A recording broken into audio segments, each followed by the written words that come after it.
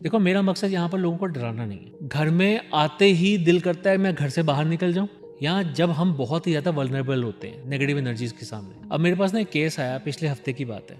एक सज्जन थे, उनके घर के बाहर कटी हुई बालों की चुटिया थी। अच्छा, शादी के लिए सबसे बेस्ट कॉम्बिनेशन कौन से है राशि की? उसके लॉर्ड की जब महादशा शुरू होगी। पर ऐसे स्कोप्स होते हैं जिनमें कि हमारा ऑरा टूट जाता है। गारंटी से कह देता हूँ, जिनके भी गुरु बैठा होता है ना ऐसे 7वें घर में, और साथ में उनकी ऐसी रिलेशनशिप प्रॉब्लम चल रही होती, उनके कमरे में, बेडरूम में खासकर, किताबों का ढेर होता है। डिवोर्स के तो कॉम्बिनेशन अगर जहाँ पे शनि मंगल एक साथ पे आ जाते हैं। वो कौन सी टॉप 3 राशिज हैं जिसको सक्सेस, मनी, फेम सबसे पहले मिल जाता है? अपना बर्थ चार्ट, एस्ट्रोलॉजी चार्ट आप पेपर पेन लेके बैठ जाना। दशा, महादशा, शनि की दृष्टि, हर एक चीज कवर होगी। तो जो भी 9 ग्रह, 12 राशियां और 12 हाउस। 12 हाउस, सारी चीजें कवर करेंगे। तो सर, करते हैं फिर शुरुआत। बिल्कुल। बिल्कुल सर। वैसे एस्ट्रोलॉजी पे आपके पास कभी कोई ऐसा बंदा है कि मुझे एस्ट्रोलॉजी पे बिलीव ही नहीं है यार? आया क्या क्या क्या था उसका सवाल?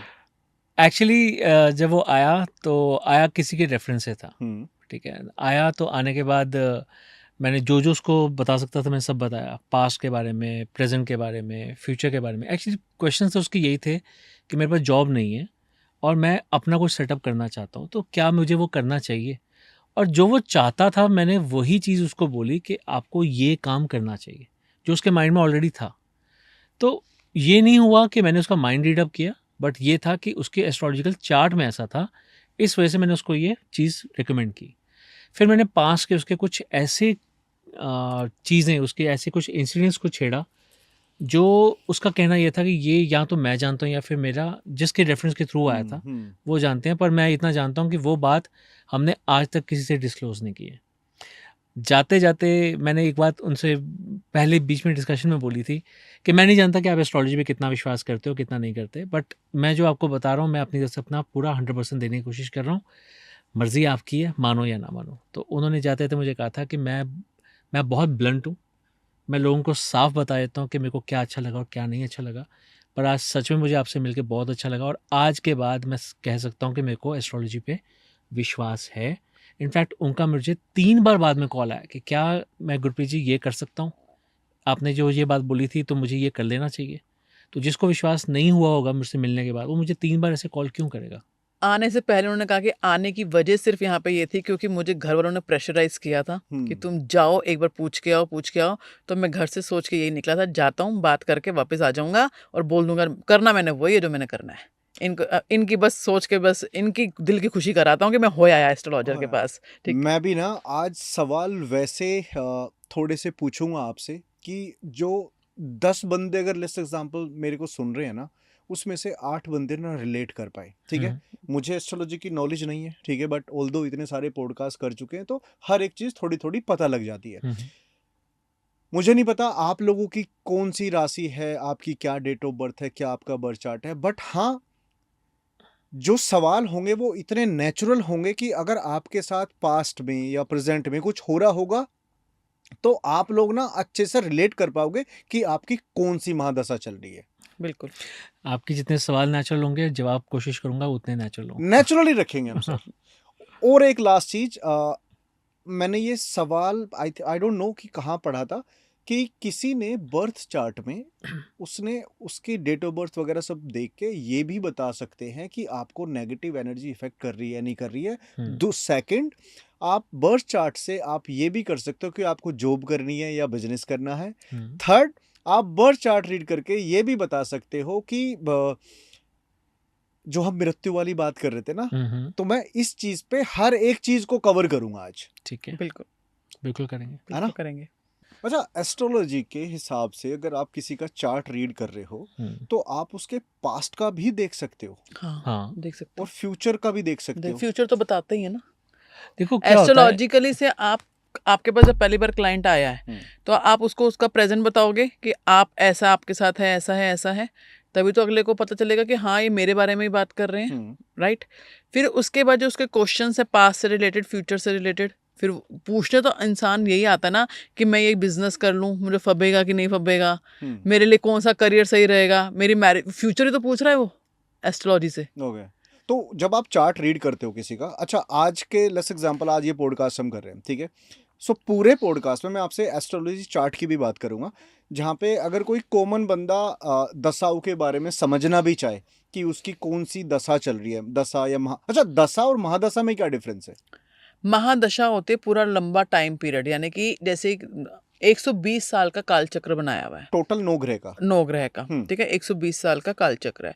अब 120 साल फिक्स तो नहीं हो रहा, केतु की दशा शुरू होती है 7 साल में। अब 7 साल सिर्फ केतु तो नहीं रहेगा ना, बाकी भी तो 9 प्लैनेट है। वो जैसे हमारी पृथ्वी रोटेट कर रही है वैसे प्लैनेट रोटेट कर रहे हैं। केतु का पहले केतु ही आया, ठीक है, केतु चलेगा, उसका टाइम होता है कि इतने टाइम तक रहा, फिर केतु के बाद अगला सीक्वेंस आ जाएगा।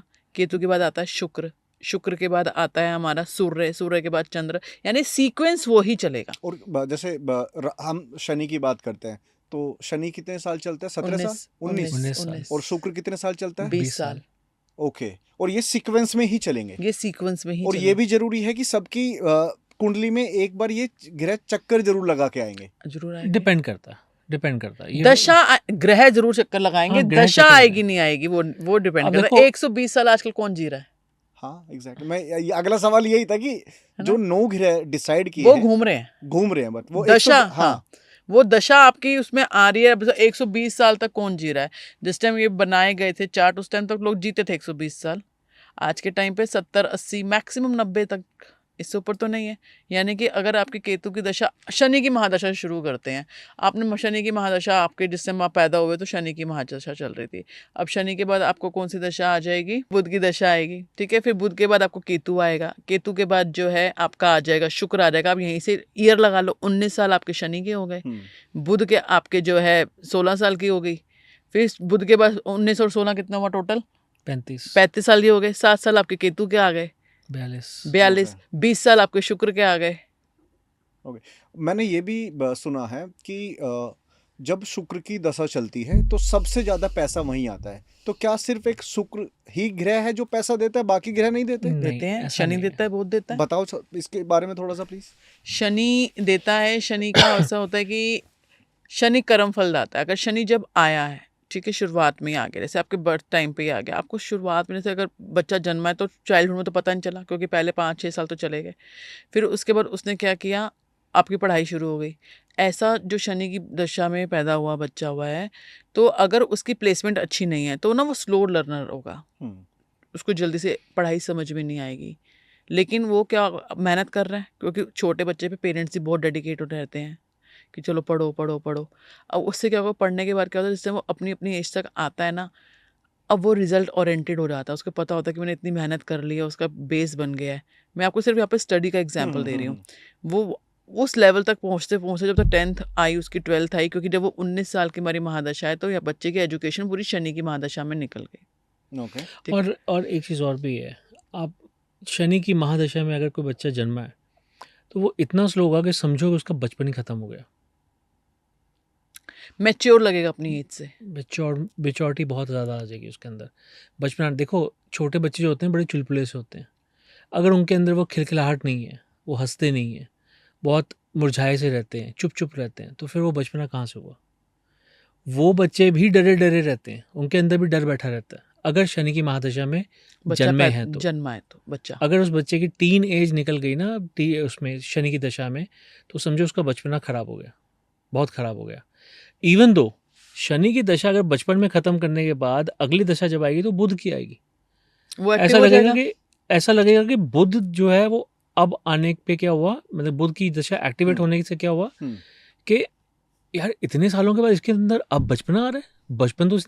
बचपन में तो इसने ऐसी हरकतें की नहीं, बच्चों ऐसी हरकतें, जोर जोर से हंसना, तेज हो जाना, दिल खोल के जीना, ये होता है बुध की महादशा में। बुध की दिल खोल के जीना, जो चाहिए बचपना में कि मुझे ये चॉकलेट खानी है, मुझे ये खानी है, शनि की महादशा में उसने नहीं किया। उसका बच्चा पैदा हुआ शनि की महादशा में, अब वो बड़ा मैच्योर सा, सब घर वाले, अब जब बच्चा मैच्योर होता है ना, तो बच्चे बड़े, पेरेंट्स बड़े वो करते हैं, यार हमारा बच्चा तो बहुत समझदार है, हर चीज़ को सिंसियर है, सब चीज़ें समझता है।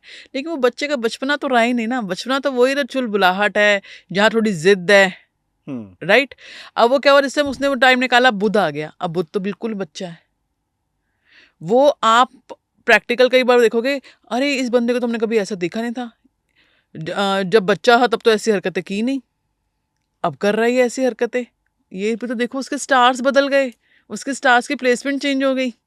और वो कौन सी दशा है अगर वो आपके एस्ट्रोलॉजी चार्ट में अगर दिख रही है तो वो विपरीत है। जैसे एग्जांपल बुध और शुक्र हो गए, ठीक है, तो वो कौन सी दशाएं हैं? अगर चार्ट, जब भी आप कोई एस्ट्रोलॉजी चार्ट रीड करते हो तो आपको उसमें दिखता होगा कि इसमें बुध की प्लेसमेंट यहाँ पे है, शुक्र की प्लेसमेंट यहाँ पे है, शनि की प्लेसमेंट यहाँ पे है। क्योंकि जरूरी नहीं है ना कि हमेशा बुध शनि के फेवर करे या शनि हमेशा शुक्र का फेवर करे। देखो वो फ्रेंडशिप चार्ट होता है। हम्म, अगर प्लेस, सबसे पहले क्या होता है कि अगर फ्रेंड्स हैं आपस में तो वो आपस में तंग नहीं करेंगे, ठीक है। ठीक है। अगर वो आपस में दुश्मन है तो तंग करेंगे। कौन कौन से हैं दुश्मन, जरा बताओ। एक ना, इससे पहले मेरे ख्याल में हाउस सिस्टम समझना ज़रूरी है, क्योंकि उसमें ये समझ में आएगा कि प्लैनेट जहाँ बैठा है वहाँ पर राशि कौन से प्लैनेट की है, कौन से लॉर्ड की है। ये एक्सप्लेन कर दो। 12 घर होते हैं एक एस्ट्रोलॉजी चार्ट में, तो हर घर का पहले तो समझो कि एस्ट्रोलॉजी जो है वो 12-9-12 का खेल है। ठीक है। 12 घर, 9 प्लैनेट्स और 12 राशियाँ, ठीक है। तो जो 12 घर है उनके हर घर के ना अपने अपने सिग्निफिकेंस हैं, अपनी अपनी इंपॉर्टेंस है, ठीक है। अब आपका घर है, आपके घर में किचन है, किचन में आप बैठ के पढ़ोगे तो नहीं, किचन में कुकिंग ही होगी। बाथरूम में बैठ के आप टीवी लगा के तो नहीं बैठोगे, करेक्ट, ठीक है। तो हर कमरे का अपना अपना पर्पस है, चाहे वो कमरा छोटा है चाहे बड़ा है। उसी तरह से हर घर का हमारे हॉरोस्कोप में अलग अलग काम है। फर्स्ट हाउस जो होता है वो आपकी पर्सनालिटी के लिए होता है, आप कैसे हो, ठीक है। तो उसमें आप कैसे दिखते हो, आपकी कद काठी क्या होगी, आपका रंग कैसा होगा। इसमें आप राशि को मेंशन कर दो। एक मिनट बताता हूँ पहले, ये पर्सनालिटी का है, ठीक है। ठीक है। अब उस पर्सनालिटी वाले घर में कौन सी राशि बैठ गई, अब ये उसके पर्सनालिटी को चेंज कर देगी, क्योंकि ये तो सिर्फ पर्सनालिटी का है। अब वो डिपेंड करेगा कि कौन सी राशि बैठी। अगर 1 नंबर राशि बैठ गई यानी कि मेष राशि, इसका मतलब ये है कि वो बहुत ही फेरोशियस होगा। मतलब जैसे कहते हैं ना कि बलवान, निडर, वो ना रिस्क लेने से डरेगा नहीं, जैसे घबराएगा यहाँ पे नहीं। बताते हैं, जैसे मेष है, मेष का है सिग्निफिकेंस एरीज है। एरीज है, इसकी जो आपने ज़ोडिएक साइन के देखे होंगे सिंबल्स, इनका वो है बकरा, बकरे का सिर, ठीक है, मेष राशि का। अब ऐसे व्यक्तियों की जो पर्सनैलिटी होती है ना, बहुत ऐसी ही होती है। क्या होता है, बकरा बेफजूल में जाकर अपना सिर मार रहा है, कोई रीज़न नहीं होता। आपने कई बार देखा होगा जहाँ पे खड़े हुए होते हैं ना बकरे, तो अपने सिर ज़्यादातर मार रहे होते हैं खंभों पे, दीवारों पे। ऐसा व्यक्ति क्या होता है, जो इसकी पर्सनैलिटी क्या है, गुस्सा, हर चीज़ गुस्से में चाहिए इसको। वो गुस्से में इतना पागल भी हो जाता है कि बस मार लूँ, या तो इसको मार दूँ या अपना सर मार लूँ। तो ये पर्सनैलिटी हो जाती है ऐसे मेष राशि वालों की। जब अगर आपके लगन चार्ट के पहले घर में, इसको हम जो है काल पुरुष की पत्रिका भी कहते हैं, क्योंकि बाय डिफ़ॉल्ट वहाँ पे 1 नंबर आता है। ओके, ठीक है। जब भी आप कोई भी एस्ट्रोलॉजिकल चार्ट बनाओगे और वो शुरू किया तो पहले घर में 1 नंबर ही बैठेगा। तो बाय डिफ़ॉल्ट जो है 1 नंबर से 12 घरों में 1 से 12 नंबर ही बैठे हैं, तो वो आपकी काल पुरुष की पत्रिका कहलाती है। सेकंड नंबर राशि है तो वो एक तरह से, वो भी आप बता सकते हो बैल की तरह है। वो इंसान को बैल की तरह बना देगी। आप, वो बड़े प्यार से बैठा रहेगा, कुछ किसी को कुछ नहीं कह रहा, पर जब आपने उसको लाल कपड़ा दिखा दिया ना, जब उसने आपने उसको छेड़ दिया उस इंसान को, ऐसी पर्सनैलिटी वाले इंसान को, तो वो आपके पीछे पड़ जाएगा। वो कहते हैं ना, जैसे वो बैलों को लाल कपड़ा दिखाते हैं तो वो भागे भागे आते हैं, तो बस वैसे ही है। जब तक नहीं छेड़ोगे तब तक बहुत अच्छे हैं, अगर आपने उनको छेड़ दिया तो फिर आपकी जान की आफत आ जाएगी। तो वो ऐसी पर्सनैलिटी वाला इंसान होता है जिसके 2 नंबर लिखा होता है फर्स्ट हाउस में। ओके, ठीक है। अगर 3 नंबर लिखा हुआ है तो वाणी के बड़े मीठे होते हैं, पर द्वैत स्वभाव होते हैं। वो द्वैत स्वभाव का मतलब क्या है कि उनको समझ में नहीं आता मैं ये करूं या वो करूं। कभी कहेंगे कि हाँ मुझे पहाड़ों में जाना है, फिर बोलेंगे पहाड़ों में जाना है तो इन दिनों में बारिशें बहुत हैं, तो मैं काम करता हूँ, मैं ना चलो जयपुर चले जाते हैं, ठीक है। फिर जयपुर की बात सोचते हैं, नहीं नहीं यार गर्मी इतनी है, गर्मियों में कौन जाता है जयपुर, नहीं नहीं ठीक है हम थोड़ा वेट कर लेते हैं, चलो पहाड़ों में ही जाएंगे। तो मुझे तो पहाड़ पसंद है। वो ना पहाड़ों में जाएंगे और ना वो जयपुर जाएंगे, वो वहीं के वहीं बैठे वहीं रह रहेंगे। ओके, ठीक है। पर वो इतना मीठा बोलते हैं, इतना लोगों को जैसे कहते हैं मंत्र मुग्ध कर लेते हैं कि वो जो कह रहे हैं ना लोग उनको बहुत पसंद करते हैं। उनकी पर्सनालिटी जो होती है बड़ी प्लीजिंग होती है, ठीक है। और बुद्धि का बहुत उनके पास होता है कि बुद्धि बहुत लगा सकते हैं।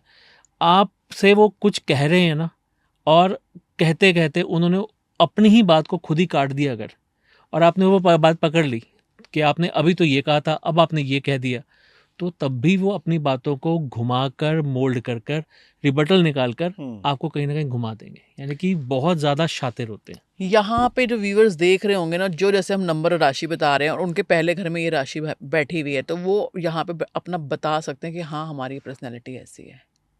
ओके, हाँ, इंटरेस्टिंग। वो एग्जैक्टली बता सकते हैं। जैसे हम बता रहे हैं कि फर्स्ट हाउस में फर्स्ट नंबर बैठा है तो उसकी पर्सनैलिटी ऐसी है, सेकंड नंबर बैठा है फर्स्ट हाउस में तो उसकी पर्सनैलिटी ऐसी है, थर्ड हाउस में ऐसा, थर्ड नंबर जब बैठा है फर्स्ट हाउस में तो उस व्यक्ति की पर्सनैलिटी ऐसी है। तो जितने आपके व्यूअर्स होंगे ना, उनके साथ बहुतों के साथ मैच जाएगी अगर उन्होंने अपना एस्ट्रोलॉजी चार्ट खोला और देखा कि उनके चार्ट में उनका पहले घर में कौन सा नंबर लिखा हुआ है। ओके, तो अगर 4 नंबर राशि है, फर्स्ट हाउस में अगर 4 नंबर राशि आई है, तो वो कर्क राशि है, ठीक है। ऐसे इंग्लिश में कैंसर भी कहते हैं। कैंसेरियन जो होते हैं ना, वो बहुत ज़्यादा इमोशनल होते हैं, क्योंकि उनको रूल कौन करता है? उनको रूल करता है मून, चंद्र। इमोशनल होते हैं, बहुत ज़्यादा इमोशनल होंगे। चंद्र जहाँ पर बैठ गया उसका लॉर्ड, वो उसके करेक्टरिस्टिक्स को भी उठा लेगा। वो खैर वो तो हर राशि के साथ होता है, पर ये लोग बहुत ही ज़्यादा इमोशनल होते हैं। वो दिमाग से कम और दिल से ज़्यादा काम करते हैं, ठीक है। और इनको ज़्यादातर प्रॉब्लम्स ना दिमागी होती हैं। किसी ने मगर मुझे कुछ कह दिया तो वो उसकी डीप उसके अंदर जाना शुरू कर देंगे, उसका मतलब क्या था, वो मुझसे कहना क्या चाहता था, वो कहीं मुझे सार्कास्टिकली तो नहीं कह रहा था, इसका जवाब सार्कास्टिक आ रहा था, या फिर वो सच में ऐसा ही कह रहा था। तो हर बात का जवाब सोचने के लिए ना वो हर बार लगे रहेंगे कि पता नहीं उसका ये कहने का मतलब क्या था। मैं मतलब वो दिल से बातें निकलती नहीं उनके, थॉट प्रोसेसिंग थॉट प्रोसेस चलती रहती चलता रहता है। प्रोसेसिंग उनका Okay. यूएसबी जो है ना, वो कंटिन्यूटी रहता है। कंटिन्यू ही रहता है। तो जी अगली राशि आ जाती है सिंह राशि। अब सिंह राशि जो है ना, वो बहुत ही लॉयल राशि है, ठीक है, सूर्य की राशि है। वो ऐसे हैं कि अगर किसी का साथ देंगे तो पूरी तरह से साथ देंगे, वेरी लॉयल। करण का एग्जांपल ले लेते हैं। उन्हें मालूम था कि मैं गलत डायरेक्शन में हूँ, मैं गलत इंसान का साथ दे रहा हूँ, पर क्योंकि एक समय पे दुर्योधन ने उसका साथ दिया था, इसलिए मैं उसे छोड़ नहीं सकता। So very loyal. हाँ, उनके अंदर ना दिखता है, दूर से दिखता है कि उनके अंदर एटीट्यूड है, मैं उनको अप्रोच करूँ या ना करूँ, पर वो सिर्फ ना उनका तेज है जो एटीट्यूड दिखाता है। आप एक बार जाके उनसे कभी कोई मदद मांगने की कोशिश करो, कभी कभी उनसे बात करने की कोशिश करो, they are very warm people, ठीक है। तो ये उनके अंदर एक बहुत अच्छी चीज़ है, ये उनकी खास बात है बेसिकली। खास बात है। अब उनके अंदर कमी क्या है कि जिस जगह पे जिसको साथ देने का प्रॉमिस कर दिया ना, वो कर दिया, चाहे वो गलत हो चाहे वो गलत या हो। सही हो। हाँ, अगर उन्होंने कोई प्रॉमिस कर दिया, वो प्रॉमिस नहीं तोड़ सकते, लॉयल रहेंगे हमेशा। तो कई बार वो अपने अगेंस्ट भी चले जाते हैं कि जो उनकी पर्सनालिटी वो उसके अगेंस्ट जाकर भी किसी का साथ दे देते हैं, और इसकी वजह से उनको मालूम होने के बावजूद भी वो लॉस उठाते हैं। तो ये चीज़ें होती हैं उनके साथ। नेक्स्ट मैम बताएंगी। अब हम नेक्स्ट राशि आती है हमारी जो है इसमें कन्या राशि, ठीक है। अब कन्या क्या है कि अगर आप इसकी इमेज के ऊपर जाओगे तो लेडी है कन्या राशि की। ये भी सेम है कि ड्यूल पर्सनालिटी के रहते हैं कन्या। इनकी बहुत ज़्यादा खासियत ये रहती है कि बड़े इनोसेंट होते हैं, अपनी एज से बहुत छोटे दिखते हैं। और कहीं पे भी जाएंगे ना, तो अगर मैच्योर हैं, पता है जहाँ पे उनको बेनिफिट लेना है, तो अगर वो कहेंगे ना मेरी तो एज इतनी, उनको हाफ टिकट में भी बंदे जाने देंगे अगर उनका प्रूफ, डेट ऑफ बर्थ का प्रूफ ना मांगा गया। तो इतनी लोग से इनकी छोटी दिखने में होते हैं। मन चले से होते हैं बहुत ज़्यादा, जो चीज़ें बस चाहिए, जो आंखों को दिख रही हैं इनको, वो चीज़ें पसंद हैं, वो चीज़ें करनी हैं इनको। और कम्युनिकेशन बहुत अच्छी रहती है इनकी। बिजनेस माइंडेड होते हैं, अपने बिजनेस को अच्छे से सेटल कर सकते हैं। इस राशि वाले जो लोग होते हैं ना, सबसे अच्छा इनके लिए रहता है कि अगर ये अपना कम्युनिकेशन रिलेटेड, बुध हमारा बुद्धि का कारक है, तो अपनी कम्युनिकेशन रिलेटेड अगर वर्क करते हैं तो इनको लाइफ में बहुत सक्सेस मिलती है। ओके, और नेगेटिव पॉइंट क्या है इस राशि का? ड्यूल पर्सनालिटी है, डिसीजन मेकिंग नहीं है। ओके, जल्दी से दूसरों की बातों में आ जाते हैं। कहते हैं गंगा गए तो गंगा दास, जमुना गए तो जमुना दास। तो बस तो वो ड्यूल पर्सनालिटी की वजह से इनको बहुत ज़्यादा प्रॉब्लम्स फेस करनी पड़ती है। तो इनके लिए एक प्रिकॉशन होती है कि सुनो सबकी, करो अपने मन की सोच समझ के कि मेरे लिए क्या सही है, ठीक है। क्योंकि वो इनके अंदर कैपेबिलिटी नहीं है, ये इनका नेगेटिव पॉइंट है। ये दूसरों की बातों में बहुत जल्दी आ जाते हैं। इसी तरह से हमारी नेक्स्ट राशि शुरू होती है जो कि जब ये सारी जो हम बात कर रहे हैं, हम सिर्फ ये बात कर रहे हैं, ये राशियों की बात नहीं है, कि ये हम बात कर रहे हैं लगन के बारे में। अगर आपके लगन में फर्स्ट हाउस के अंदर ये नंबर बैठा है, अभी जैसे बताया आपको मैंने 6 नंबर के बारे में, अब हम नेक्स्ट बता रहे हैं आपको 7 नंबर, जो कि तुला राशि है और इसके लॉर्ड होते हैं शुक्र। 7 नंबर अगर आप देखेंगे, तुला नंबर, ये इसका जो सिंबल होता है ज़ोडिएक साइन का, ये होता है आपका तराजू, यानी जजमेंटल। ना तेरे पास ज़्यादा जाए ना मेरे पास ज़्यादा जाए। सबसे बेस्ट क्वालिटी है तुला वालों की, वो किसी के साथ भी जो है ना नाइंसाफ़ी नहीं करते।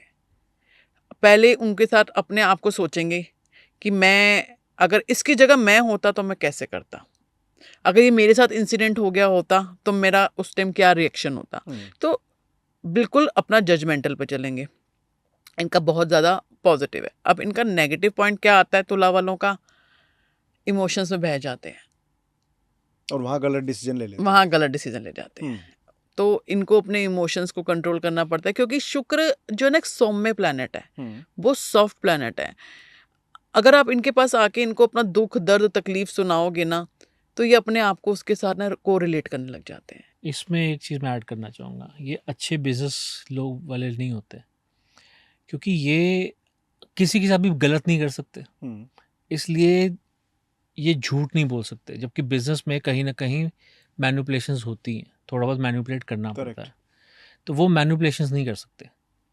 तो स्ट्रेट होते हैं, स्ट्रेट फॉरवर्ड, बिल्कुल सच बता देंगे, स्ट्रेट फॉरवर्ड होते हैं। तो वो कहीं भी मैनिपुलेशंस नहीं कर सकते। ऐसे लोग जैसे जज होता है ना, जज पूरा नाप तोल के बताता है।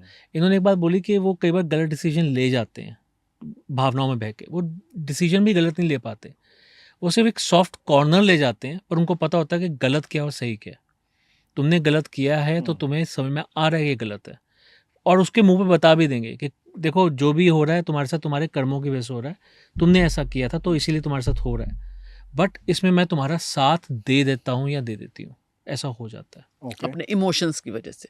वैसे जजमेंटल होते हैं, हर चीज़ों को बहुत सोच समझ के करेंगे। अब नेक्स्ट राशि जो हमारी आती है, वृश्चिक राशि आती है। तो वृश्चिक राशि वालों की सबसे खास बात यह है कि बहुत बड़े छुपे रुस्तम होते हैं। आप इनकी फेस से जज ही नहीं कर सकते कि व्यक्ति क्या चाहता है। यही इनकी सबसे बड़ी खासियत है। सामने दिखाएंगे कुछ, करेंगे कुछ, और कहते हैं ना बोली अलग है और कर्म अलग है, कर्म अलग है। तो ये इनकी सबसे बड़ी खासियत होती है, किसी को पता नहीं चलने देते, अपना काम ऐसे करके निकाल के ले जाते हैं। काम में तेज होते हैं। हाँ, काम में तेज होते हैं। अब प्लस इनका क्या नेगेटिव क्या होता है कि अगर इनको किसी ने तंग किया, देखो क्या है, वृश्चिक राशि क्या है हमारी, स्कॉर्पियो है। स्कॉर्पियो क्या है, बिच्छू है।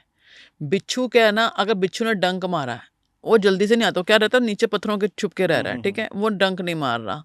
लेकिन अगर आपने उसका पत्थर हिला दिया, वो डर गया, वो डंक मार देगा, और उसका बिच्छू का डंक लगा हुआ आप सबको पता कैसा होता है। तो अगर आपने इसको छेड़ दिया, इसको मतलब उसको लगा कि मेरी स्टेबिलिटी हिल रही है, तो भाई वो ऐसा आपको डंक मारेगा, आपको पता भी नहीं चलेगा, जिसको आज के टाइम पे हम कहते हैं ना बैक बाइटिंग।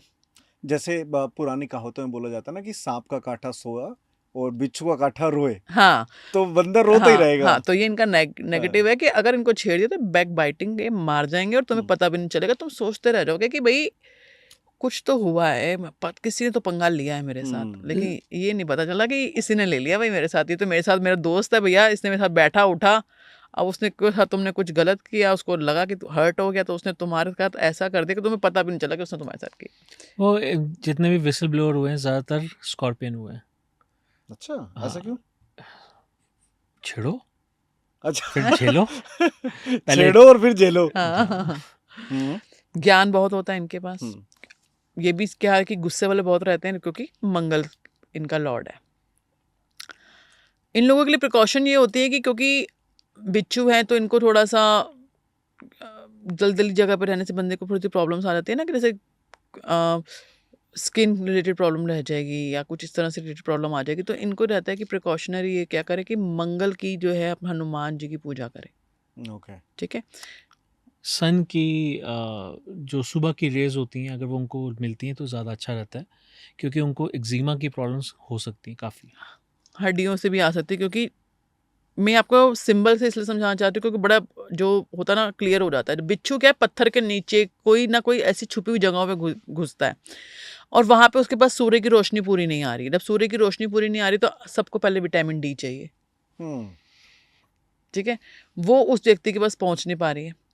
तो उसको जो है ना, अगर वो बच्चा भी है तो उसको लगेगा ना हर वक्त ना कट कट की आवाज़ें आ रही हैं मम्मी शरीर से, या घर पे अपनी फैमिली में बोलेगा मुझे पता नहीं क्यों ऐसे चटकने की आवाज़ें आ रही हैं, उसकी कहीं ना कहीं वो डेफिशिएंसी आएगी।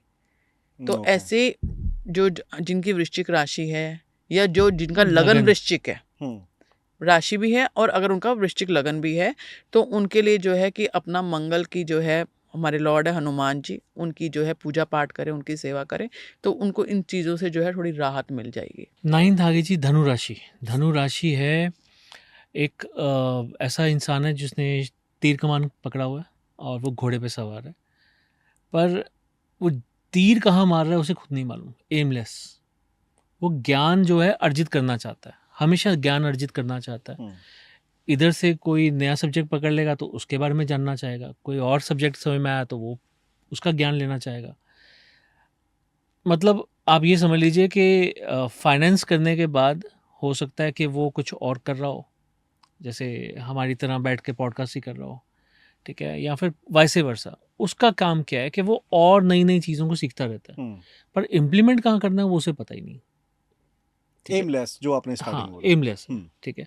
पर हाँ, ये क्योंकि गुरु की राशि है, इसलिए ये अगर राशि है तो वो वैसा इंसान जो होता है थोड़ा हैवी होता है, क्योंकि गुरु जो है वो हर चीज़ को बढ़ा देते हैं। तो अगर 9 नंबर की राशि है किसी की लगन में तो थोड़ा सा वो वेट में बड़ा होगा, थोड़ी सी उसका शरीर जो है बड़ा दिखेगा, ठीक है। तो ये हमें पता चल जाता है कि लगन में कौन सी राशि हो सकती है। अब उसके बाद आ जाती है 10 नंबर राशि, मकर राशि। मकर राशि वाले भी जो होते हैं ना वो बहुत ही ज़्यादा सिंसियर होते हैं, ठीक है, बहुत ज़्यादा कुशल माने जाते हैं। वैसे शनि की राशि है, इसलिए न्याय के प्रति ज़्यादा ही रहते हैं कि जहाँ पर भी जाएंगे ट्रांसपेरेंसी मांगेंगे। उनको हमेशा ये दिखता है कि अगर कुछ गलत हो रहा है तो वो स्टैंड करना चाहते हैं। कहीं सड़क पे कोई झगड़ा हो जाता है ना, तो वो उन लोगों में से होते हैं जो बीच में पड़ जाते हैं, पहले छुड़वाते हैं कि आप एक दूसरे को छोड़ो, फिर दोनों की बातें सुनने लग जाएंगे, तुमने ये किया, तुमने ये किया, तुमने ये किया, फिर वो फैसला करने बैठ जाएंगे। इतनी देर में चाहे 10 लोग खड़े होकर बोलेंगे तू कौन होता है भाई, पर वो फैसला करवाने वाले होते हैं कि मैं कोशिश करूँगा मैं फैसला करवाऊँ। तो वो हर जगह में पंचायत बना के बैठ जाते हैं। उनको होता है कि मैं फैसला करूँ, क्या गलत है, गलत को गलत बोलूँ, सही को सही बोलूँ। तो ऐसे ट्रेट्स होते हैं मकर राशि वालों की सबसे खास रहती है चीज़ की बहुत ज़्यादा एम्बिशियस होते हैं, बहुत ही ज़्यादा। क्यों, देखो आप इसका जो ज़ोडिक साइन है ना, इसका जो फ्रंट पार्ट है वो है आपका हिरन का और बैक पार्ट है आपका मगरमच्छ का, वो आपको दिखेगा ज़ोडिक साइन में। अब क्या, हिरन खूबसूरत है, मगरमच्छ आलसी है, वो तब तक आराम से बैठा जब तक उसके पास कोई टारगेट नहीं है, और जब टारगेट आता है तो एकदम से झपटा मार जाता है। तो ये व्यक्ति इतने एम्बिशियस होते हैं ना कि इनकी कभी सुनिए आपने मृग तृष्णा, जो इल्यूजन जब होता है रेगिस्तान वगैरह में जाओ तो इल्यूजन सा दिखता है ना, तो ये ऐसे होते हैं। इनको दूर से लगेगा कि ये वो मेरा टारगेट है, मुझे उसको अचीव करना है, लेकिन जब ये वहां पहुंचते हैं तो कुछ भी नहीं होता, कुछ है ही नहीं, टारगेट ही नहीं है कुछ भी, और फिर वो नई चीज की खोज में लग जाते हैं। तो ये वहां रुकते नहीं है। तो सबसे खासियत है इनकी, ये बहुत एम्बिशियस होते हैं। Okay, next. अब नेक्स्ट आया हमारा कुंभ राशि। इसके भी लॉर्ड जो है हमारे शनि है। तो सबसे ज्यादा इनकी जो खासियत रहेगी कुंभ वालों की, इनके अंदर क्या चल रहा है। कुंभ क्या, एक मटका है, मटके के अंदर कितना पानी है कोई नहीं जानता। अंदर आप झांक के नहीं देख सकते, लगेगा 1 लीटर है 2 लीटर है, लेकिन कई बार क्या होता है कि पानी नीचे नीचे बैठा हुआ, नीचे नीचे बहुत सारा है, लेकिन आप निकाल नहीं पा रहे, आपका हाथ नहीं जा रहा। तो ऐसे कुंभ वाले हैं आप, इनके अंदर इतनी गहराई है, आप इसकी गहराई इनकी निकाल नहीं सकते कि कितने गहराई है इनके अंदर।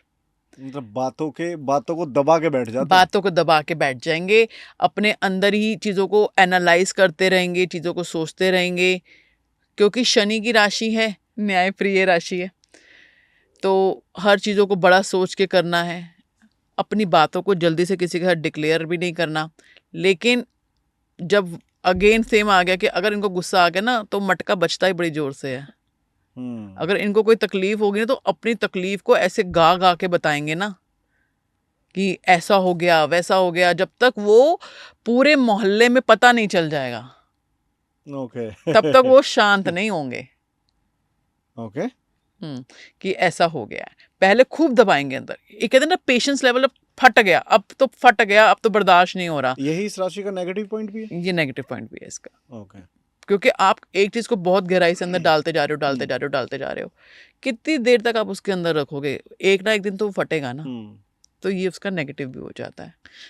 नेक्स्ट राशि है हमारी मीन राशि, और बर्थ 12 नंबर राशि है। यही 12 राशियाँ होती हैं। मीन राशि की जो क्वालिटी है, बहुत सेंसिटिव होती हैं। आपने मछलियों का, इनका जो है सिंबल होता है हमारे ज़ोडिएक साइन में, मछलियाँ कितनी सॉफ्ट होती है ना, तो ऐसे ये सॉफ्ट होते हैं। जैसे मछलियों को पानी में रहना पसंद है, इनको पानी के आसपास अगर ये रहते हैं तो इनकी लाइफ की जो प्रोग्रेस है, इनकी तरक्की बहुत ऊपर तक जाती है। जब वो ये चीज़ें सोचना चाहते हैं, जो चीज़ें करना चाहते हैं, वहाँ तक पहुँच जाते हैं। आपने देखा होगा कि कभी मछलियाँ जो है ना, आप कहीं पे भी जाकर फिश एक्वेरियम भी लेोगे ना, तो उसमें भी फिशेस जो है ना 2-4 रखोगे, यानी कि ग्रुपिज्म। तो इनको जो है ना ऐसे ग्रुप्स में रहना पसंद होता है, अकेले नहीं रहना चाहते हैं। इनका नेगेटिव ये है कि ये अकेले अगर रहते हैं ना तो ये डिप्रेशन में जा सकते हैं। ओके ठीक है, इसलिए ये हमेशा अपने ग्रुप्स में, आप देखोगे मीन राशि वाले ज़्यादातर अपने तक फ्रेंड्स में बहुत बिजी रहते हैं। तो यहाँ तक हमारा 12th का तो एक पॉइंट और मैं ऐड कर देता हूँ। प्लीज प्लीज हाँ, प्लीज। इनका ज्ञान अर्जित करने का बहुत शौक होता है, और जितना ये ज्ञान लेते रहते हैं, जैसे मैंने धनु के बारे में बताया था, ज्ञान जितना लेते रहते हैं उतना ही इनको लगता है कि यार ज्ञान तो इतना सारा पड़ा हुआ है, मेरे पास तो बहुत कम है। तो वो बस ये सोचते थे कितना मैं ज्ञान भरता रहूँ।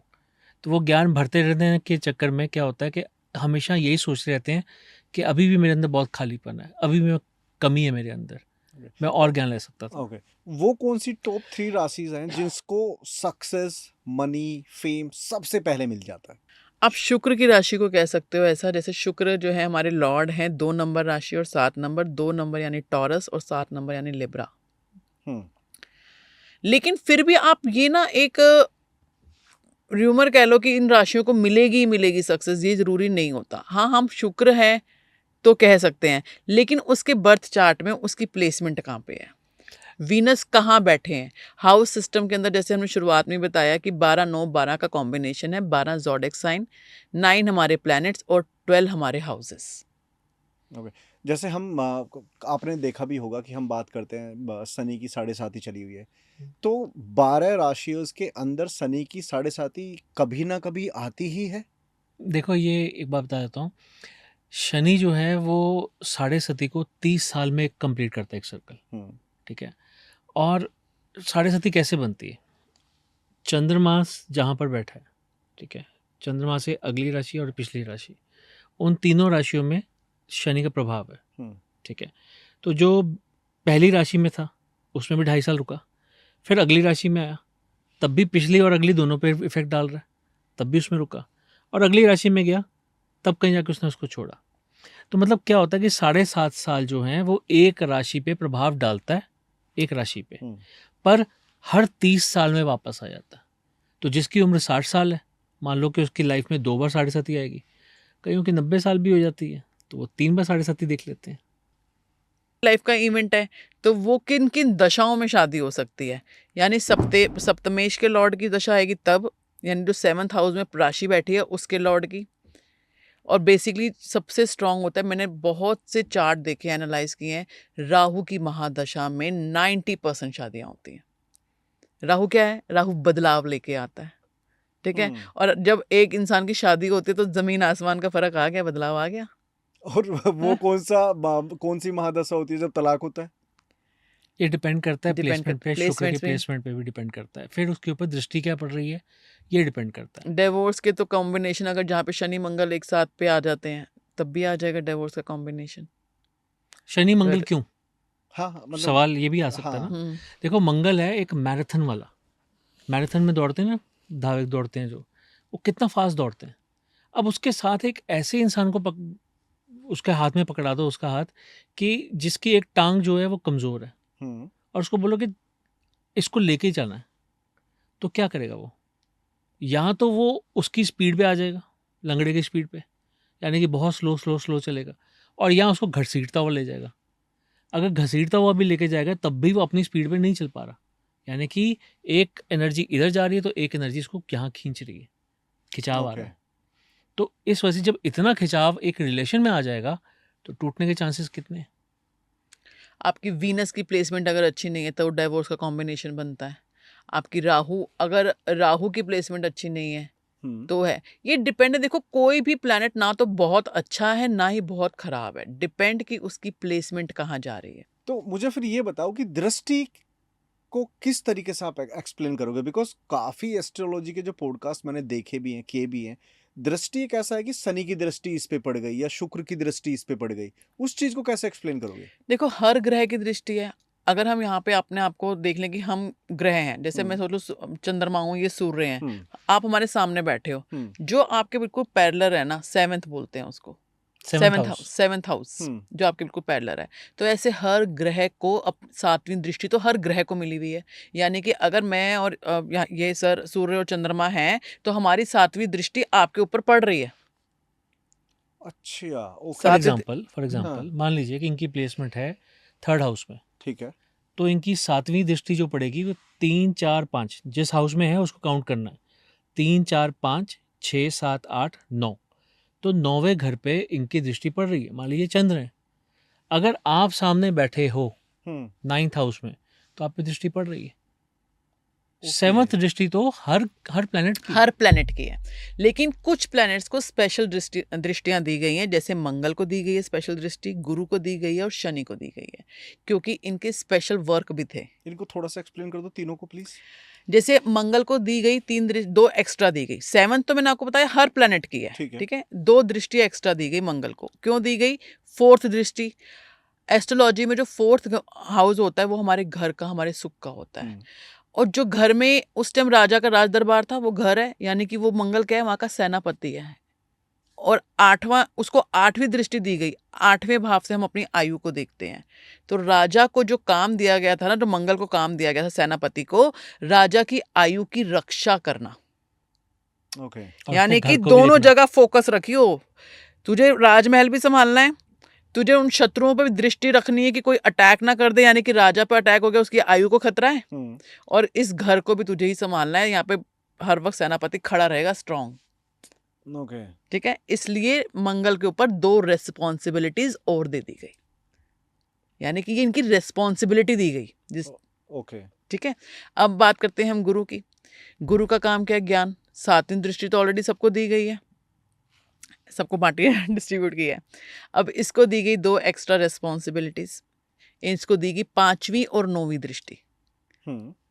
एस्ट्रोलॉजी में जो हमारा 5वां हाउस होता है वो हमारी एजुकेशन का होता है, शिक्षा का होता है। गुरु हमारी संतान का कारक भी होता है, और 5th हाउस से हम संतान को भी देखते हैं। ठीक है, अब गुरु को वो स्पेशल दृष्टि दे देगी 5वीं, कि तुझे यहाँ पे इस चीज़ को ज़्यादा कॉन्सेंट्रेट करना है, क्योंकि आपकी एजुकेशन ठीक होगी तभी, आपकी अपनी शिक्षा सही होगी तभी तो आप किसी अपनी संतान को, या जो आप ज्ञान दूसरों की संतान को दे रहे हो, ठीक से दे पाओगे। तो एक 5वीं दृष्टि गुरु को एक्स्ट्रा दी गई, उसको एक रेस्पॉन्सिबिलिटी गई। 9वीं दृष्टि, 9वीं दृष्टि जो होती है हमारे इसमें एस्ट्रोलॉजी चार्ट में, 9वां जो भाव होता है वो होता है धर्म का भाव। गुरु का काम सबसे बड़ा क्या है? अपने धर्म को का सही ज्ञान देना, मिथ नहीं डालना। जैसे बहुत सारे मिथ डल जाते हैं कि ये ऐसा हो गया, शनि बैठ गया, शनि की दृष्टि पड़ गई तो बहुत बुरा हो जाएगा, अब तो ऐसा होना ही होना है। लेकिन आप प्लेसमेंट, 2012 आया था ना, एक बड़ा मिथ आया था कि प्रलय आने वाली है। हाँ, तो प्लेसमेंट्स बहुत मैटर करती हैं। कि आजकल तो गुरु का क्या है कि गुरु पहले टाइम पे जब होता था ना तो हर चीज़ को बचाता था, लेकिन अभी क्या है, गुरु जहाँ पे भी बैठेगा, जिस घर पे भी बैठेगा, उस घर के प्रभाव को बढ़ा देगा। आजकल के टाइम पे अगर 7th हाउस में गुरु बैठ गया है तो वो आपके डिवोर्स तक भी करवा देता है। खुद बैठा है तो, लेकिन अगर उसकी दृष्टि आ रही है ना तो वो आपको बचा देगी। डिफरेंस है, खुद बैठा तो प्रभाव बढ़ा दिया। मतलब महादशा अलग है और दृष्टि बिल्कुल डिफरेंट है। दृष्टि बिल्कुल डिफरेंट है। और इसमें शनि की दृष्टि को कैसे आप एक्सप्लेन करोगे? शनि की जो है, शनि को भी दी गई स्पेशल दृष्टियां, तीसरी दृष्टि दी गई। तीसरा घर क्या है? हमारी मेहनत का। 10वां घर है हमारी एस्ट्रोलॉजी में कर्म का, हम्म, तो शनि क्या है, कर्म फल दाता, मेहनत कर, और मेहनत कर्म के हिसाब से कर्म तेरे को फल मिलेगा। तो तीसरी और 10वीं दृष्टि जो है एक्स्ट्रा दी गई हमारे शनिदेव को। ओके।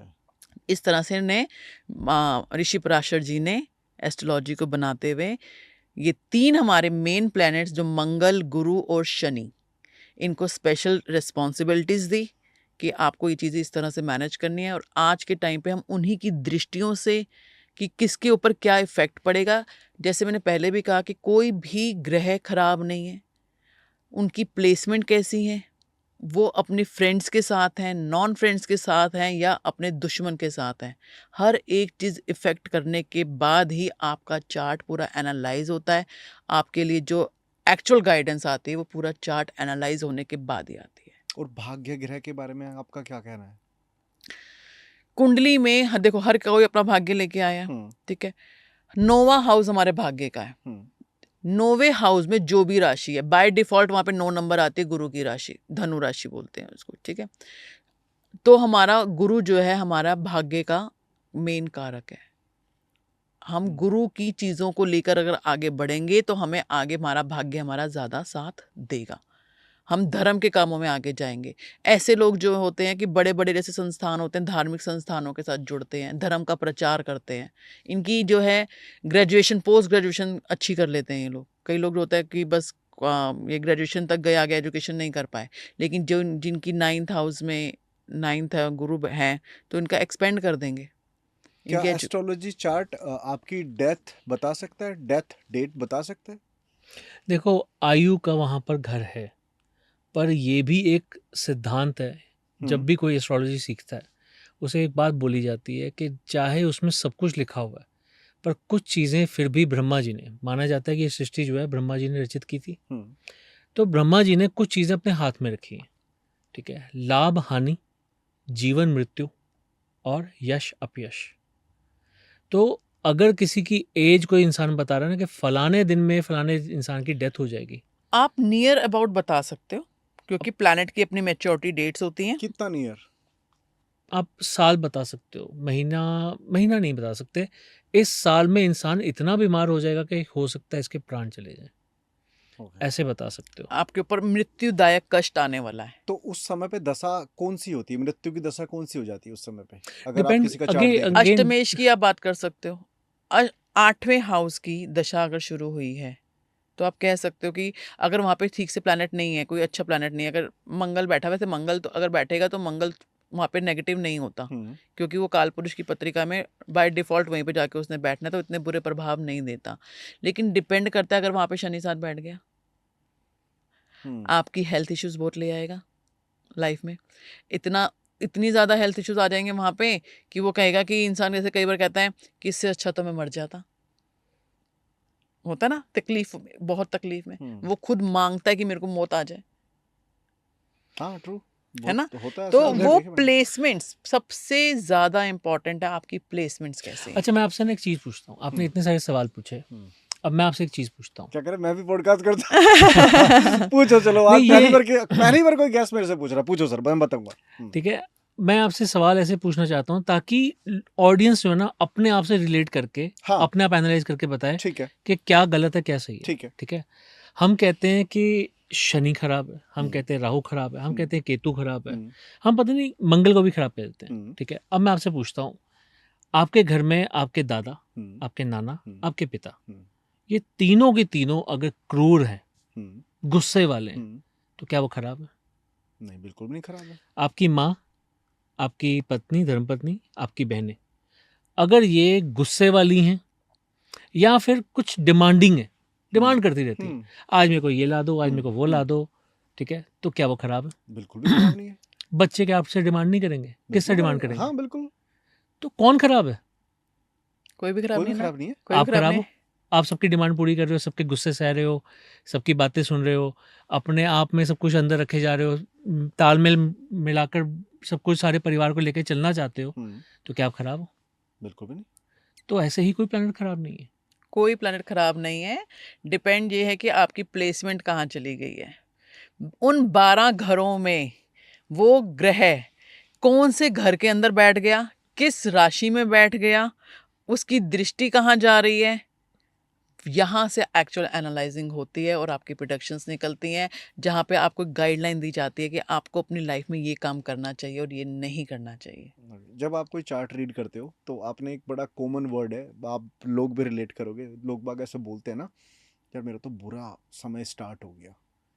वो कौन से पता कॉम्बिनेशन वर्ड होते हैं? वर्ड क्या यूज करते हैं, मेरा राहु काल चल रहा है, मेरा शनि खराब चल रहा एग्जैक्टली, मैंने तभी ये पूछा। है। तो उस नहीं। समय के क्या कॉम्बिनेशन होते हैं? देखो ये अगेन इट डिपेंड्स। अब फिर बात आ जाती है, कई बार क्या होता है प्लेसमेंट सही है। हम्म, अब गुरु वैसे तो हर जगह से बचाता है, पर अगर गुरु ही 7वें घर में आके बैठ गया, यानी कि हस्बैंड वाइफ का जो रिश्ता होता है वो हमेशा होता है एक लवर्स की तरह, लव बर्ड्स की तरह। ठीक है, वो लड़ भी लेंगे, वो प्यार भी कर लेंगे, सब कुछ कर लेंगे, पर क्या उनको एक टीचर और एक स्टूडेंट होना चाहिए? नहीं। नहीं, बिल्कुल भी नहीं। तो जब गुरु आगे बैठ गया तो फिर वो उस कमरे में, उस बेडरूम में, उस रिश्ते में वो गुरु वाली भावना ले आता है। हर वक्त ज्ञान ही ज्ञान की बातें होती हैं, तुम समझती नहीं हो। तुम हम्म, ऐसे करोगी तो ऐसा होगा, ऐसे करोगी तो ऐसा होगा, तुम मुझसे पूछ के चला करो। हर वक्त आप डोमिनेट ही करते रहोगे, हर लेडी वक्त होगी तो हस्बैंड को डोमिनेट करेगी, हस्बैंड होगा तो लेडी को डोमिनेट करेगा। तो डोमिनेंस चल गई ना इसमें। हम्म, फिर उसके बाद गारंटी से कह देता हूँ, जिनके भी गुरु बैठा होता है ना ऐसे 7वें घर में, और साथ में उनकी ऐसी रिलेशनशिप प्रॉब्लम चल रही होती है, उनके कमरे में, बेडरूम में खासकर, किताबों का ढेर होता है। हाँ जी, मेरे कमरे में तो किताबें खूब सारी होती हैं। कौन सी किताबें होती हैं? धार्मिक किताबें होती हैं, इनकी अकाउंट्स की किताबें होती हैं, इनकी ये किताबें होती हैं, मेरे बच्चों की किताबें पड़ी होती हैं। और ज्ञान ही ज्ञान तो रख लिया आपने अंदर, अफेक्शन कहाँ से लाओगे, लव कहाँ से लाओगे? करेक्ट। ठीक तो है। वहां से सबसे बड़ी रेमेडी होती है उन लोगों के लिए कि अपने बेडरूम के अंदर बुक्स मत रखना, ये ओके। रेमेडी है। तो अलग अलग एंगल के झगड़े शुरू हो जाते हैं। तो वो गुरु जो सबसे अच्छा प्लेनेट है, हम्म, हर जगह बचाता है, दृष्टि सबसे अच्छी है उसकी, वो भी आपका घर खराब कर रहा है। और बिजनेस के लिए सबसे अच्छी महादशा कौन सी है? बिजनेस के लिए वैसे गुरु की महादशा सबसे अच्छी मानी जाती है, हम्म, बट अगेन इट डिपेंड्स, क्योंकि गुरु जो है ना वो आपको कहीं ना कहीं प्रभाव देता है आपके मनी फैक्टर्स में। गुरु को रूल कौन करता है? विष्णु जी। और उनकी धर्मपत्नी कौन है? लक्ष्मी लक्ष्मी माँ। जी, शुक्र। तो पति को खुश करोगे तो पत्नी तो फिर धन बरसाएगी। हम्म, पर उसी तरह से शुक्र भी इस चीज में फैक्टर लाता है।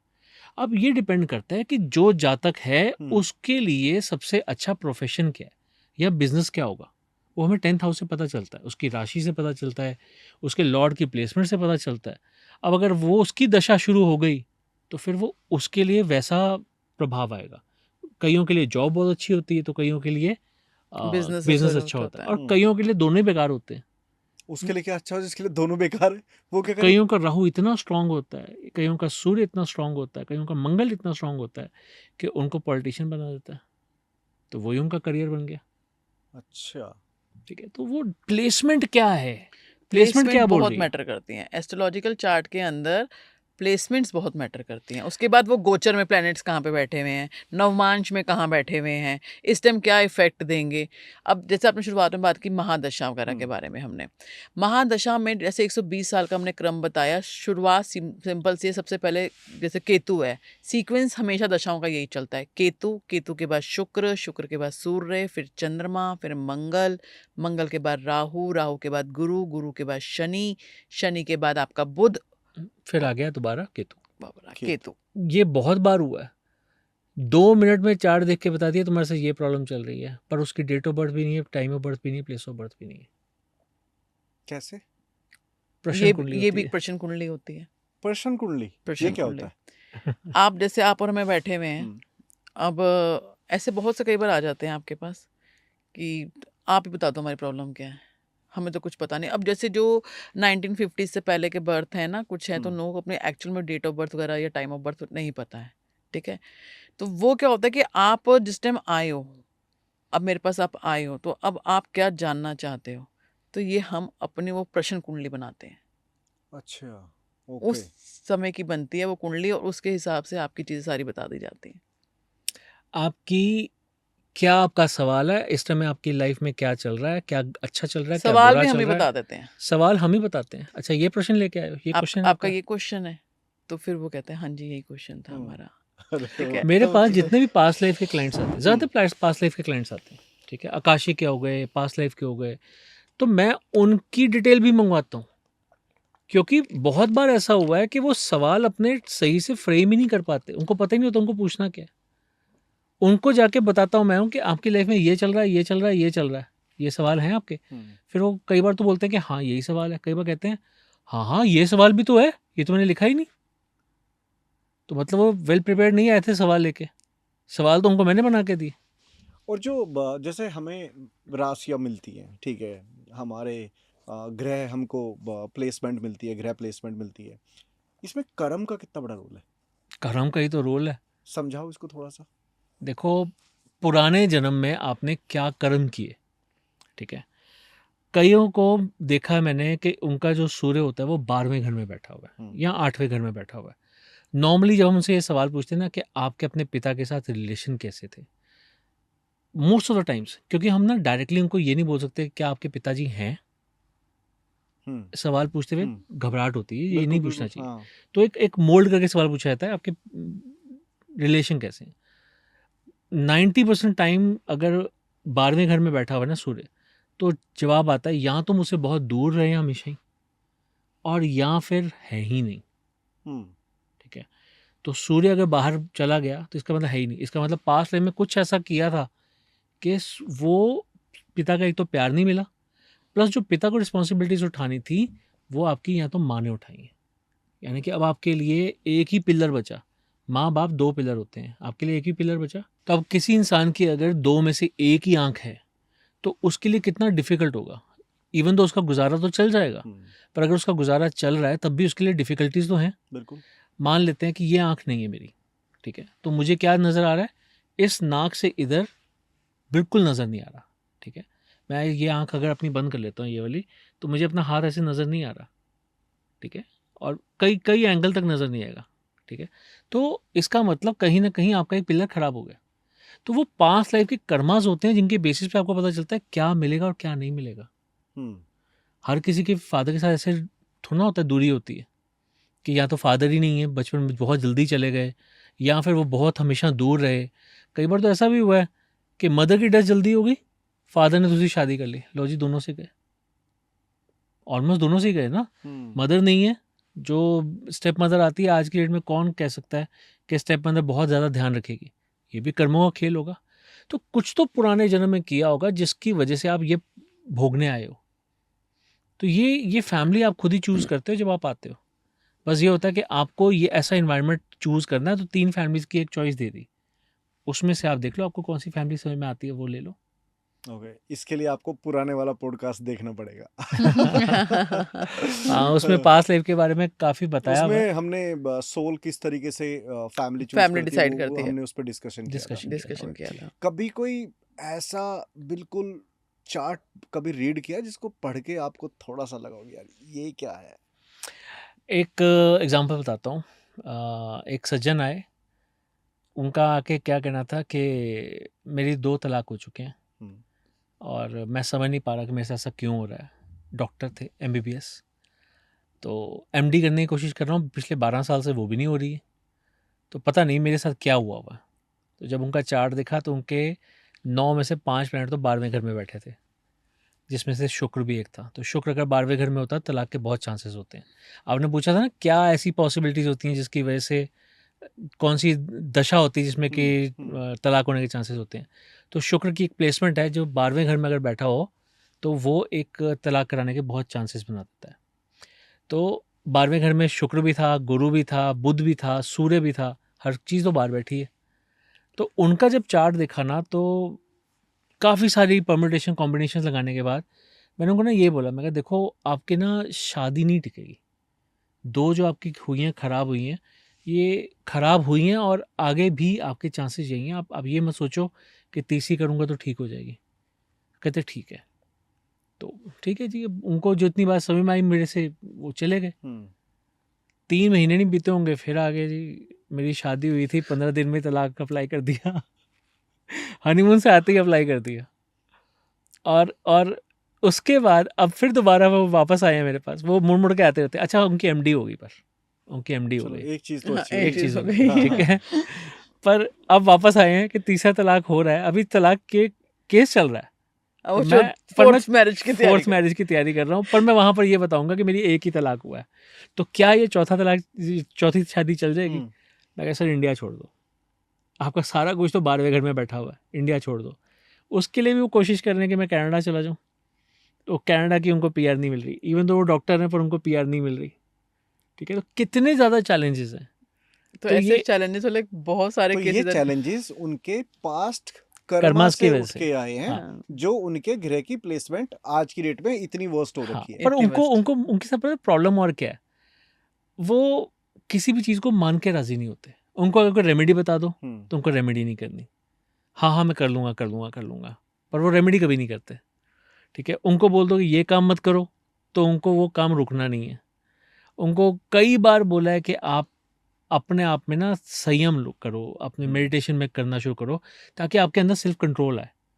वो पता नहीं क्या क्या करते रहते हैं, पर वो जो उनको बोलो बस उनको वो नहीं करना। बस उनको क्वेश्चन पूछना होता है, क्वेश्चन पूछ के अपनी रिस्पॉन्स लेना होता है, लेकिन वो उसको इम्प्लीमेंट नहीं करते हैं, ये उनका नेचर है। उनको तीसरी शादी के टाइम पे भी मैंने मना किया था। क्या हम किसी के बर्थ चार्ट में देख के ये पता कर सकते हैं कि उसको कोई नेगेटिव एनर्जी या कोई ब्लैक मैजिक या किसी भी इस तरह की कोई भी एंटिटी उसको इफेक्ट कर रही है? देखो उसके बारे में दो चीज़ें होती हैं। हम्म, अब ये मेरा सब्जेक्ट आ गया, ठीक है। ठीक है। तो इसमें क्या होता है कि वैसे तो जो भी कुंडली बनी होती है, कभी ब्रह्मा जी ये तो कह के भेजेंगे नहीं तेरे पे ब्लैक मैजिक होना चाहिए, बिल्कुल। ठीक है। वो तो ऐसा कभी नहीं करके भेजेंगे। जितने भी भगवान ने अवतार लिए वो सिर्फ नेगेटिव एनर्जी से लड़ने के लिए ही लिए थे, अपना अवतार पूरा किया और उसके बाद चले गए। तो इसका मतलब ये कभी भी कुंडली में तो नहीं होता कि ब्लैक मैजिक होगा, पर ऐसे स्कोप्स होते हैं जिनमें कि हमारा ऑरा टूट जाता है, या जब हम बहुत ही ज़्यादा वल्नरेबल होते हैं नेगेटिव एनर्जीज के सामने। अब मेरे पास ना एक केस आया, पिछले हफ्ते की बात है। एक सज्जन थे, उनके घर के बाहर कटी हुई बालों की चुटिया थी, पूरी चोटी जैसी एक लड़की की चोटी होती है, और ओरिजिनल बाल, ठीक है। अब हुआ क्या कि वो जब उन्होंने दरवाज़ा खोला दूध वाले के लिए, तो वो चोटी अंदर आ गई क्योंकि दरवाजे के साथ थोड़ी सी टंगी हुई थी। उनको उस समय ना इल्यूजन सा हुआ कि जैसे किसी शूज़ के लेसिस होते हैं ना, कोई बच्चे के लेसिस होंगे, तो उन्होंने क्या किया, अपने पाँव से खींच लिया उसको अंदर, और जब खींचा तो पता चला कि ये तो बाल हैं। बाल है, फिर उन्होंने पैर से बाहर किए अपने। बाहर भी करने की कोशिश की, पर स्टिल उन्होंने वहीं पर छोड़ दी। फिर कोई और आ गया, फ़ोन आ गया या कुछ हुआ, आई डोंट नो। तो उन्होंने जो बताया उतना मैं आपको बता रहा हूँ, कि उन्होंने इतना करके समझ गए कि बाल हैं यहाँ पर। उसके बाद उनकी जो वाइफ़ है वो बहुत धर्मकर्म है, इस्कॉन तक जाती हैं, वो बहुत ज़्यादा पाठ पूजा में लगी रहती हैं। तो उन्होंने जब आके वो देखा कि ये मेरे दरवाजे के साथ क्या बाल से किस चीज़ के हैं, तो उन्होंने बोला कि ये ऐसे-ऐसे चुटिया सी थी। तो उन्होंने पूछा कि कहीं आपने इसको छुआ तो नहीं? कहते हाँ, पाँव से इसको अंदर मैंने ही किया। तो वो लड़ी उनसे कि ये क्या तुम पागल हो, तुम ऐसे-ऐसे करते हो, तुम्हें समझ में नहीं आती चीज़ें। तो ख़ैर अब उनके पास और कोई चारा तो था नहीं, हो गया तो हो गया। तो वो किसी और वजह से कभी हमसे कभी मिले थे, तो इस वजह से उन्होंने उस वक़्त कॉल किया। जब कॉल किया तो हमने बोला कि आप वो चोटी की फ़ोटो भेजो। उन्होंने चोटी की फ़ोटो भेजी। तो उसके बाद मैंने उनको बोला कि चलो आप एक काम करो, अपना हॉरोस्कोप की डिटेल्स भी भेजो, date of birth, time of birth और प्लेस ऑफ बर्थ। तो भेज दी उन्होंने। अब उस समय उनकी चल रही थी सूर्य में शनि की दशा, सो वनरेबल। ये सूर्य प्लेसमेंट वो है नेगेटिव प्लेसमेंट, जहाँ पे आप कह सकते हो कि आपके ऊपर नेगेटिव एनर्जीज अटैक करेंगी और आपको परेशान कर सकते परेशान करेंगी। ठीक है। तो वो क्योंकि सूर्य और शनि जो है आपस में दुश्मन है, दुश्मन है, हाँ। इवन दो पिता पुत्र हैं पर फिर भी दुश्मन है, ठीक है। तो एक चीज़ तो समझ में आ गई कि हाँ नेगेटिव एनर्जी हो सकती है, ये वहम नहीं हो सकता। तो उसके बाद हमने बोला चलो एक काम करो, अगर ये सच में हुआ है तो ये तो नहीं पता ना कि आप ही के ऊपर हुआ है। तो फैमिली मेम्बर, कितने फैमिली मेम्बर्स हैं? उन्होंने बोला हम टोटल 4 हैं, हस्बैंड वाइफ और 2 बच्चे। तो हमने कहा चारों की डिटेल्स भेजो। चारों की डिटेल भेजी उन्होंने। एक की चल रही है केतु में शनि की दशा, केतु में शनि की थी, ऐसे ही था। केतु में चंद्र की दशा। केतु में चंद्र था। एक का था शनि में, सॉरी शुक्र में शनि। एक का पिता का मैंने बता दिया, सूर्य में शनि। और शायद दूसरे बेटे का भी राहु में कुछ था। राहु में, अब एग्जैक्टली यानी राहु में कुछ हाँ, ठीक प्लेसमेंट है। थी। ठीक है, राहु में कुछ था। मतलब ऐसा था कि चारों में ही राहु केतु शनि ऐसे कोई कॉम्बिनेशन थे। तो दशाओं के हिसाब से और प्लेसमेंट्स के हिसाब से वल्नरेबल था उनका, चीज़ें बहुत ख़राब थी। कि वो इफेक्ट हो गई हाँ, वो इफेक्ट हो अब गई फिर है। वही बात बोलूँगा कि सिर्फ दशा खराब नहीं होती, प्लेसमेंट भी देखनी पड़ती है। तो प्लेसमेंट और दशाओं को देखने के बाद, दृष्टियाँ देखने के बाद ही हमने उनको बोला कि चीज़ें आपकी खराब नज़र आ रही हैं। फिर हमने उनको कुछ चीज़ें पूछी, जैसे क्या आपके घर में कोई इलेक्ट्रिकल डिवाइसेज़ खराब हो रहे हैं? वो कहते हैं हाँ, हो रहे हैं। फिर मैंने पूछा आपकी गाड़ी के साथ कोई प्रॉब्लम हुई है? वो कहते हैं मैंने नई गाड़ी खरीदी है, उसका जो मेन जो क्लस्टर होता है ना अंदर का, मीटर का क्लस्टर होता है, वो सारा ब्लैंक है बिल्कुल, चलता ही नहीं है। कहते मैं हाथ लगा दूँ चलेगा, बेटा हाथ लगाता है तो चलता ही नहीं है। तो ठीक है? वहाँ पे ये इंडिकेशन होता है कि एस्ट्रोलॉजिकल चार्ट से कि आपके ऊपर ब्लैक मैजिक किया गया है। अब दूसरी चीज़ उनसे इसके अलावा, क्या आपके घर में किचन में खासकर कोई अजीब सी स्मेल आई है? क्योंकि देखो डस्टबिन भी तो होता है वहाँ पर वो तो हमेशा होता है, ठीक है? पानी भी होता है, सब कुछ होता है। तो वो स्मेल या तो कांस्टेंट होगी कि हमेशा ऐसी स्मेल रहती है, या फिर कोई अजीब सी स्मेल होगी। तो कहते हैं हाँ, 4 दिन पहले ऐसा आया था हमारे साथ कि बहुत ही अजीब सी स्मेल आ रही थी। हमने पूरी बॉटल तेज़ाब की डाल दी, उसके बाद भी वो स्मेल नहीं गई। फिर हमने बहुत सारा जैसे रूम फ्रेशनर होता है वो उसको स्प्रिंकल किया, तब कहीं जाके थोड़ा ठीक हुआ, न्यूट्रलाइज़ हुआ। पर अभी भी वो स्मेल चल रही है। और भी कई चीज़ें पूछी, कोई फ़ोन ख़राब हुआ हो, तो उन्होंने वो चीज़ें जो बताई, पूछी उनसे, वो बताई उन्होंने। बाल झड़ रहे हैं वगैरह-वगैरह, जो हम सिम्पटम्स उनसे पूछ सकते थे, कहीं न कहीं उनके जवाब हाँ में ही आ रहे थे कि हाँ, ऐसा हो रहा है, हाँ, ऐसा हो रहा है। तो फिर हमने उनको बोला कि देखो, अभी तो इंडिकेशंस यही समझ में आ रहे हैं कि ऐसा कुछ हुआ है, वाक़ई में हुआ है। अब आप अपनी फ़ोटोज़ भेजो। अब उन्होंने अपनी फ़ोटोज़ भेजी वाइट कपड़ों में, तो हमने उनका ऑरा निकाला। ऑरा में भी नेगेटिव एनर्जीज़ नज़र आ गई। तो उसके बाद जब हमने उनको बोला कि देखो जी, नेगेटिव एनर्जीज़ हैं, सब कुछ है, तो कहते मैं तो आपसे मिलना ही चाहता हूँ। चलो खैर वो मिलने आए, मिले। तब जब उनको सारी चीज़ें, उनका पास्ट प्रेजेंट बताया, तब वो फ्यूचर के लिए भी समझे। पर इतना ना उनका प्रेजेंट ख़राब था एज़ पर कुंडली, ना ही आगे का फ्यूचर ख़राब था। पर वो प्रेजेंट इसलिए ख़राब हो रखा है कि जैसे ब्लैक मैजिक होता है ना, वो कैसे काम करता है। जैसे मान लीजिए कि आज सूरज निकला हुआ है, ठीक है? सूरज तो रोज़ निकलता है, पर किसी दिन अगर बारिश हो रही हो, मूसलाधार बारिश हो रही हो, जैसे कुछ 1-2 दिन पहले हुई है, बहुत मूसलाधार बारिश हुई है, तो क्या उस समय में आपको सूरज नज़र आता है? नहीं। नहीं आता। इसका मतलब बादल है ना, इस वजह से नज़र नहीं आता। सूरज तो वो- निकला हुआ है। उसी तरह से जो आपकी किस्मत में आपको मिलना चाहिए, वो आपको क्यों नहीं मिल रहा? क्योंकि वो ब्लैक मैजिक ने रोक रखा है, बादलों की तरह। मिलना आपको था सनशाइन, मिल रही है आपको पानी से भरी हुई बारिश, कीचड़ से भरी हुई बारिश। और ऐसे कोई सिम्टम्स हैं, अगर मान लो किसी की भी लाइफ में ऐसे घट रही हो, किसी को एस्ट्रोलॉजी, किसी ने अपना चार्ट नहीं रीड कराया हो, कि वो मेहनत बहुत कर रहा है लेकिन उसको रिजल्ट नहीं आ रहा, तो कुछ ऐसे सिम्टम्स आप बता सकते हो? देखो, मेहनत बहुत कर रहा है, उसको रिजल्ट कम मिल रहा है, ये हो सकता है उसका शनि जो है उसकी प्लेसमेंट खराब हो। ज़रूरी नहीं है हर बार ब्लैक मैजिक ही होगा।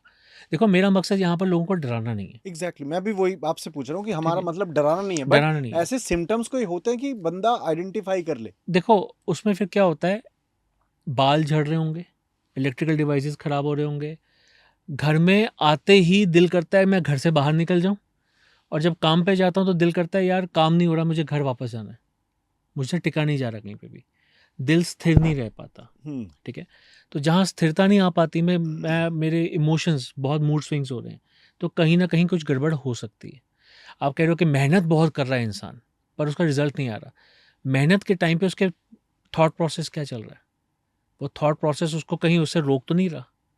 कई बार क्या होता है, इंसान बहुत मेहनती होता है, मेहनत का घर आपको बताया था ना, कुंडली में मेहनत का घर भी होता है, वहाँ पर अच्छा प्लैनेट बैठा हुआ है, मेहनत कराएगा उससे, पर वो उसको रिजल्ट इसलिए नहीं मिल रहा। फिर वही बात है, सूरज कि उसको मेहनत का रिजल्ट मिलना था, पर उसके ऊपर अगर वो कवरिंग चढ़ी हुई है, तो फिर उसको मेहनत का रिजल्ट मिलने ही नहीं देगी। घर में अगर उल्टा बीमारियां आती हैं, बहुत प्रॉब्लम्स आती हैं। घर में अगर एक्सट्रीम लेवल पे लड़ाई झगड़े चल रहे हैं, तो ये भी एक सिम्टम होता है कि आपके ऊपर ब्लैक मैजिक हुआ हो सकता है। हो सकता है। हस्बैंड वाइफ में ज़रूरी थोड़ा ना कि सिर्फ एस्ट्रोलॉजिकल चार्ट की वजह से ही तलाक होते हैं, कि ये करा की वजह से भी तलाक होते हैं। हाँ, लोग बाग करते हैं। मैंने ये भी सुना है कि कुछ राशियां ऐसी वीक होती है, ठीक है, कि जिन पे काला जादू ज्यादा जल्दी होता है। असर करता है। चंद्र होती है ऐसी? होती हैं। चंद्र होता है। चंद्र जो है, मैंने आपको बताया कि वो इमोशनली बहुत वीक होता है। जब शुरुआत में मैंने लगन की बात की थी, इमोशनली बहुत वीक होता है, उसके मूड स्विंग्स बहुत ज़बरदस्त होते हैं, वो हर बात को दिल पे लगाता है। इसीलिए जब उस पे अटैक किया जाता है, जब चंद्र की दशा चल रही है, जब चंद्र लगन में है, चंद्र अगर छठे घर में है, चंद्र अगर दूसरे घर में है, छठे घर में है, 8वें घर में है, या फिर फॉर मैटर ऑफ फैक्ट 12वें घर में भी है, तब भी उसके साथ ऐसा हो सकता है। और चंद्र की दशा में अगर राहु आ गए या केतु आ गया, तब भी गड़बड़ कर देगा। बेसिकली जिनकी कर्क राशि है, कैंसर वाले, उनके ऊपर ज़्यादा अटैक होने का रहता है। वो जल्दी से ऑब्जर्व कर लेते हैं नेगेटिव एनर्जी को, किसी की नेगेटिव वाइब्स को, उनके अंदर अटैक होने के ज़्यादा होते हैं। चंद्रमा अगर आपका पीड़ित हो गया है तो आपको नज़र बहुत जल्दी लगेगी, बहुत जल्दी टोक लगेगी। आपने जरा सा सुंदर सा दिखे और किसी ने आपको ऐसे बोल दिया क्या बात है आज तो बहुत सही लग रहे हो, आप अगले दिन ही बीमार हो गए अगर चंद्रमा पीड़ित हुआ है। तो ऐसे लोगों को के ऊपर ब्लैक मैजिक होने की संभावना है, क्योंकि वो बहुत जल्दी उसको पकड़ लेते हैं ना, उनकी अंदर इम्यूनिटी नहीं है उनकी। तो लास्ट में जाते जाते कॉमन रेमेडी बताओ, ठीक है, पैसों के लिए, क्योंकि आज मुझे लगता है कि 99% प्रॉब्लम फाइनेंशियली है लोगों को। रेमेडीज बहुत हैं कि जो लोग जो है अपना अगर मंत्रों की चैंटिंग कर सकते हैं तो सबसे बेस्ट है कि वो उस ग्रह से रिलेटेड, जो भी ग्रह उनको परेशान कर रहा है, उस ग्रह से रिलेटेड उस मंत्र की चैंटिंग करना शुरू कर दें।